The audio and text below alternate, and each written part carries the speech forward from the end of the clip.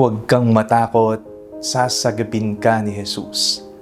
Ako po si Father Fiel Pareha at ito po ang ating segment, ang Daily Devotion, na kung saan tayo po ay magdarasal, magbabasa at magninilay kasama ng salita ng Diyos sa buong taon. Manalangin tayo.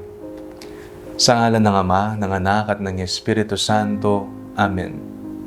Halina, banal na Espiritu, liwanagan mo ang aming puso at isip, nang maunawaan at may sa buhay namin ng iyong salita. Amen. Our Bible passage for today is from the Gospel of St. Mark chapter 4, verses 35 to 41, and I read it for you. On that day, when evening had come, he said to them, "Let us go across to the other side." And leaving the crowd behind, they took him with them in the boat, just as he was. Other boats were with him.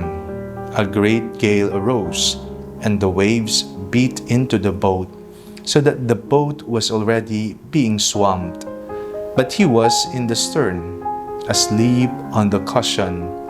And they woke him up and said to him, "Teacher, do you not care that we are perishing?" He woke up and rebuked the wind and said to the sea, "Peace, be still." When the wind ceased and there was a dead calm, he said to them, "Why are you afraid? Have you still no faith?" And they were filled with great awe and said to one another, "Who then is this that even the wind and the sea obey him?" May mga pagkakataon sa buhay natin na para tayong nalulunod, para tayong hinahampas na mga matataas at mababagsik na alon ng buhay. Iba't ibang unos ang ating sinasagupa, iba't ibang pagkakataon na napapasuko na tayo at nagbibigay ito ng alinlangan at takot sa araw-araw. Ngunit ngayong araw, may isang paalala po si Jesus sa ating lahat kung papaanong pinatila niya ang dakilang bagyo, papatilain niya rin anuman ang pinagdaraanan nating unos sa ating buhay. Takot na takot ang mga alagad. Akala nila katapusan na nila. Kaya ginising nila si Jesus. Pinahinto at pinakalma ni Jesus ang bagyo. At kanyang winika sa kanyang mga alagad, "Wala ba kayong pananampalataya?"